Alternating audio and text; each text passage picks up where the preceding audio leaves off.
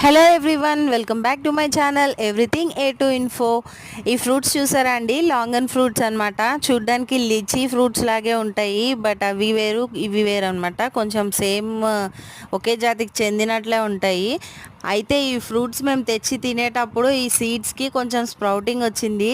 అయితే ఒక sprouted start అయినాయి కదా అని చెప్పేసి మేము ఈ దీనికి సాయిల్ అనేది రెడీ చేసాము. ఒకవేళ ఇది బై ఛాన్స్ ఏమన్నా మొక్కలు మొలుస్తాయేమో అని చెప్పి, ఎలాగో మొలకలు వచ్చాయి కదా ఈ సీడ్స్కి అని చెప్పేసి మేము నాటుతున్నాం అనమాట. యాక్చువల్గా ఏంటంటే ఈ ఫ్రూట్స్ ఎక్కువగా థాయిలాండ్, చైనా, మలేషియా అటు సైడ్ అయితే బాగా పండిస్తూ ఉంటారు. ఆ క్లైమేట్స్ కూడా సూట్ అవుతాయి.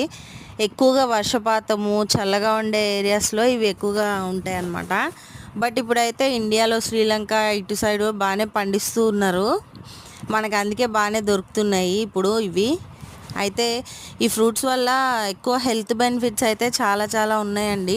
మంచి వాటర్ కంటెంట్ చాలా ఎక్కువగా ఉంటుంది ఈ ఫ్రూట్స్లో. కార్బోహైడ్రేట్స్ అవి తక్కువగా ఉంటాయి, ప్రోటీన్స్ కూడా బాగానే ఉంటాయి, ఫైబర్ కంటెంట్ కూడా ఉంటుందండి ఈ ఫ్రూట్స్లో.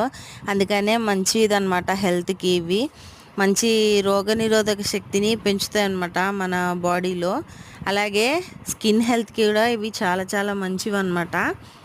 అలాగే ఇవి స్ట్రెస్ హార్మోన్స్ ఉంటాయండి, కార్టిసాల్ అనే స్ట్రెస్ హార్మోన్స్ని కంట్రోల్ చేస్తాయి. దానివల్ల నిద్ర ప్రాబ్లం ఉంటుంది కదా, అదంతా మంచి కంట్రోల్ అయిపోతుంది అనమాట.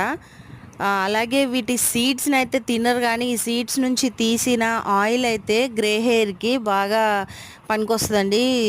కొంచెం ఏజ్ అవ్వకుండానే గ్రే హెయిర్ వచ్చేస్తుంది కదండి, అలాంటి వాళ్ళకి ఈ ఆయిల్ యూస్ చేస్తే మంచి ఇంప్రూవ్మెంట్ కనిపిస్తుంది అనమాట. బట్ ఇదైతే షుగర్ కంటెంట్ కొంచెం ఎక్కువగానే ఉంటుంది. షుగర్ అలా ఉన్న వాళ్ళు మాత్రం కొంచెం అవాయిడ్ చేయడమే బెటర్. అలాగే రక్తహీనతను కూడా ఈ ఫ్రూట్స్ తగ్గిస్తాయి. మీరు దొరికితే డెఫినెట్గా ట్రై చేయండి.